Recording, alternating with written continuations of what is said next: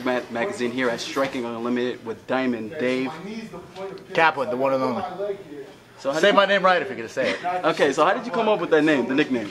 To be perfectly honest with you, it has absolutely nothing to do with fighting. I got that name, man, maybe 5 or 6 years ago when I was partying really, really heavy. And somebody just, I guess that likes Van Halen, started calling me Diamond Dave and said that I always shine. Shine meaning I think misbehave and get thrown out of places. But you have a nickname, it's a nickname, so that's my fight nickname now. And it really has nothing to do with fighting, but I think it captures who I am. Yeah, well, that's because I am the diamond. You don't see a fish wearing another fish. You don't see, what's your name? Yusuf. You don't see Yusuf wearing a shirt with Yusuf on it. Give me a break. You know how many times I've had to answer that question? You don't wear a diamond. I am the diamond.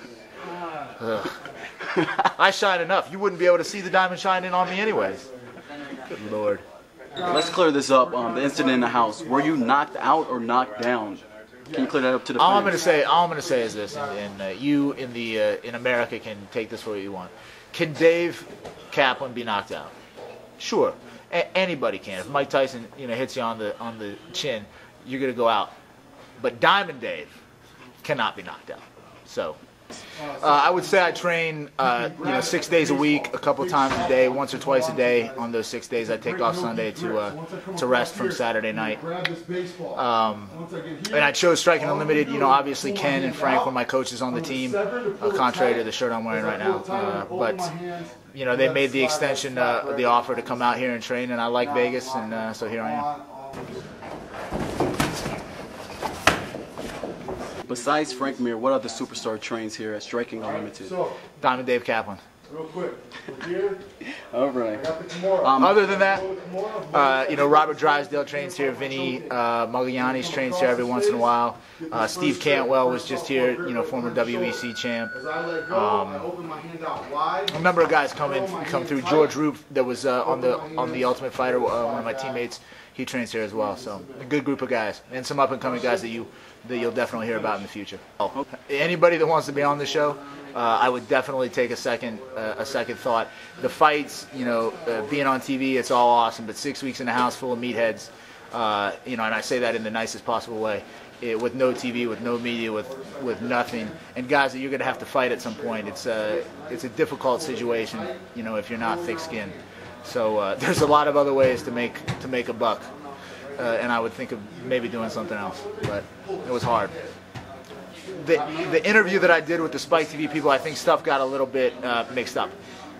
Before I started fighting, right after I graduated college, I got recruited or had interviews with some of the security departments of the government, the Diplomatic Security Service, for instance, which is part of the State Department. And like 2 days after my interview with the DSS, one of my buddies who had started fighting said, "Hey, how would you like to live basically the college lifestyle and get paid for it?" And I said, "Yeah, I'd like to do that." So not the CIA specifically and not a recruiter, but I interviewed with agencies similar to that. 1984. This is going to be good. Fantastic. Madonna, Like a Virgin.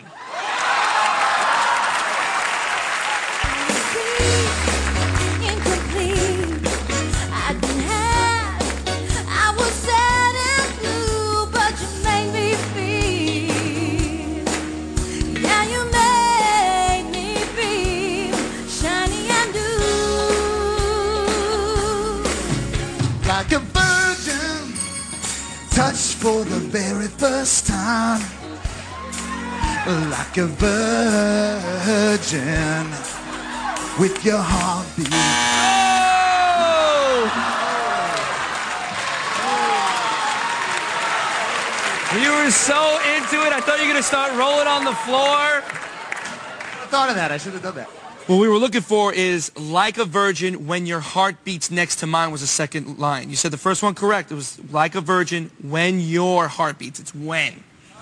I'm sorry. All right. Let me tell you something about that. First of all, I've taken a lot of flack, a lot of haters out there, making fun of me, joking on me for being on that show. But I got 50,000 reasons that I'm happy to be on that show in my pocketbook.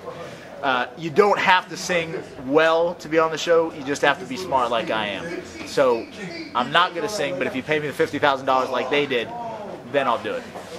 All right, can we have some predictions on the upcoming MMA fight? BJ Penn, GSP, Brock Lesnar, Randy Couture, Rampage, Vanderlei. Who do you think are going to win and how? I'm going to tell you, in every one of those fights, I guarantee the better guy is going to win. 100%. 100%. If you want to go into specifics, you know, Vanderlei Silva has always been one of my favorite fighters. I sparred with him. This is partly from him on... Let's take a look at that bruise there. Look at it. Look at it. Sometimes you want a tough man, and sometimes you shouldn't against certain people. But he's always been one of my favorite fighters. You know, my style has been described as like his, you know, that kind of liking to take punches. So I'm never going to vote against him. I like Rampage, but I got to go with Vanderlei. I came from wrestling just like Brock Lesnar, just like Randy Couture. You can't. I mean, I don't know anybody that can bet against Randy Couture. The guy's amazing, and I want to be able to go back and train at his gym. So I definitely think that he's gonna take that. Plus, he's got the experience, and you know, a lot of people are going to say, you know, you can look at a record and it may seem one way or the other, and his record might be, you know, I don't know what it is, 16-8. But you got to realize he's fought nothing but studs. You know, so I'd much rather have that record than somebody that's 30-0 that hasn't fought anybody. And GSP and BJ Penn, man, both of those are you know, phenomenons, prodigies. I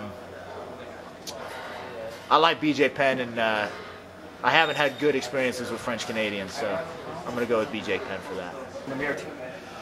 You might say that, but maybe not. You never know. You never know. I'll tell you this much: whoever I fight, it's gonna be a good fighter. He's gonna be cream of the crop because I don't fight anybody that isn't good. Number one, and it's gonna be an exciting fight because, as you know, Diamond Dave only knows one speed and also one speedo.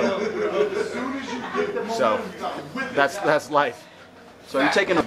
I started wearing it more as an homage to all of the old Vale Tudo guys in Brazil. Vanderlei back in the day, Pele back in the day, all those guys. And I've been down to Brazil. I fought in Brazil. I fought in a Speedo in Brazil.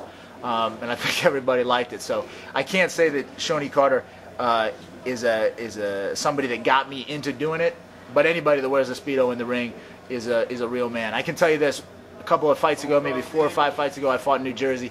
And I'm walking down to the ring, and there's probably 1,000, maybe 1,500 people. So you can sometimes hear individuals, and I hear this guy in the background say something like, "Look at this, you know, homo," you know, walking down to the ring. And about 2 seconds later, after I almost decapitated the guy with the head kick and knocked him out, I'm walking back to the dressing room, and I hear, he's pretty good. Yeah. So you can't hate on a guy in a Speedo. You don't want to lose to one in them, though. It's what it is, you know. The only problem is I got to find a way to get sponsors to write their names real tiny so I can fit them all on here. Because you got a really small package? Because I got a big package.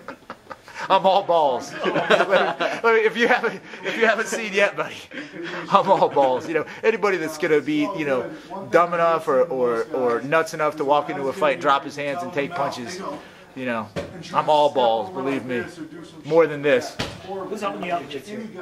Robert Drysdale. Vinny comes by every once in a while. Drysdale's here. Obviously James. Obviously Frank Mir. You know, the reason that I'm here. We got a really good group of people. One of my good buddies from DC, where I moved here from, Ryan Hall, who just won the World Championships at Purple Belt this year.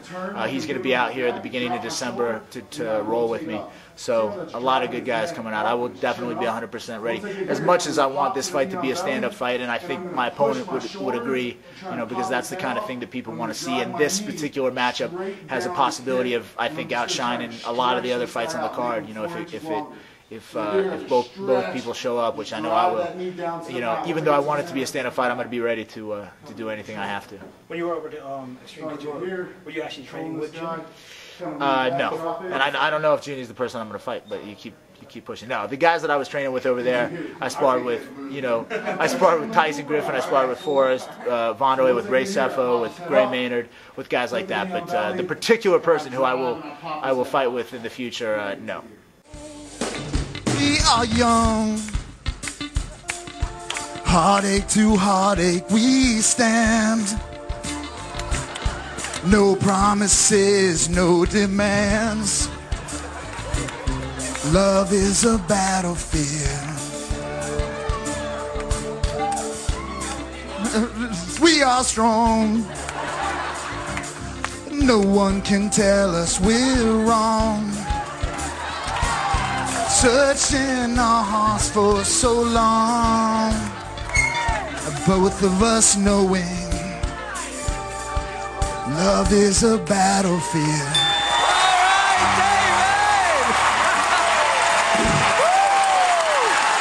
With a standing ovation.